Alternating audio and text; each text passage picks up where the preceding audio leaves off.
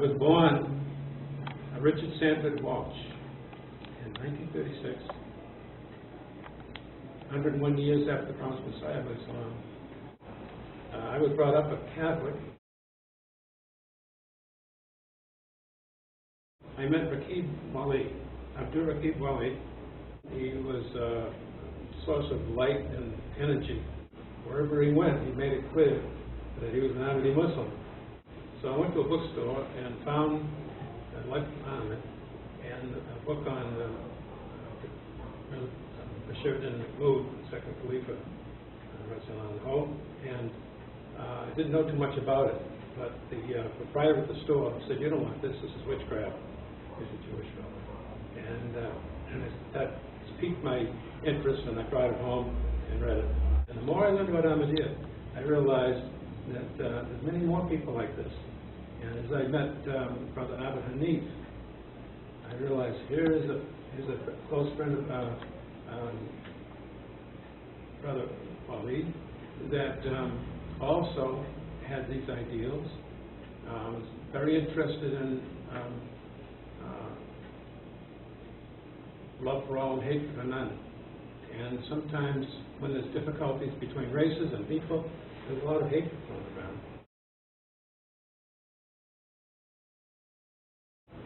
And I think I was blessed by my prayers being answered, because things that I worried about before, I turned them over to prayers.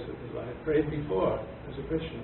I never had the instant answers like I did after I had Ahmadiyya. Another person came up and said, "I have a friend that has diabetes, and his wife has left him, and he's going blind, and they're going to have to amputate his leg. Can you pray for him?"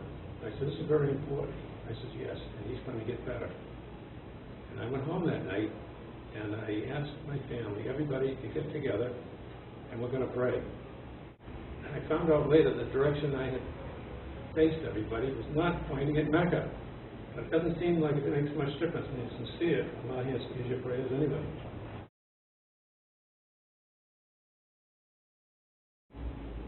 When I first started trying to introduce my wife to Ahmadiyya, she was aghast. She said, "Oh, this is terrible."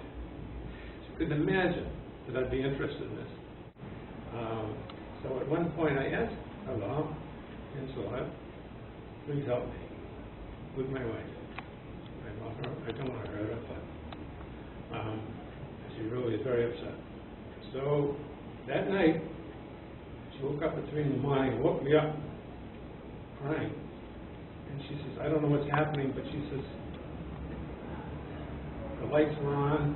I looked outside. The sun was up, and our yard was gone. It was just a desert out there." And she said, 3 men dressed in a white turban and a black coat, riding camels from right to left. I said, "Gee, that sounds like Arabic to me, right to left." And she says, and right between them and me, they looked at me and I looked at them. And right between us in English, it said, "Victory for Islam," written in red. She says, "I'm really scared." And she says, "I don't want that to ever happen again." She says, "I will never yell at you again about it." She says, "I know you have to have your prayers. So, okay, I won't do that again." I said, "Alhamdulillah, the prayer was answered." You should also pray, and the angels will help you. Do not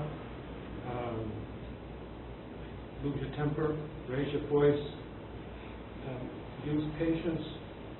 I'd like to see all Qadam who get married stay with their wife. If she was good enough to marry in the first place, you should be doing everything to respect her and make her happy. Beautiful time and a very, very important event in my life to be part of that. And this is the grave of Promised Messiah letters. And the first time he came to the United States, I was Qadam, and we stood in the airport, lined up, all the Jamaats. We were so excited to meet with Tulsi It was wonderful. I believe this is the grave of Hazrat Mufti Muhammad Sadiq, missionary that brought the light of true Islam to America. And as I stood there, I felt a connection to him because it seemed like he was saying to me, "Oh, you're from the U.S., huh?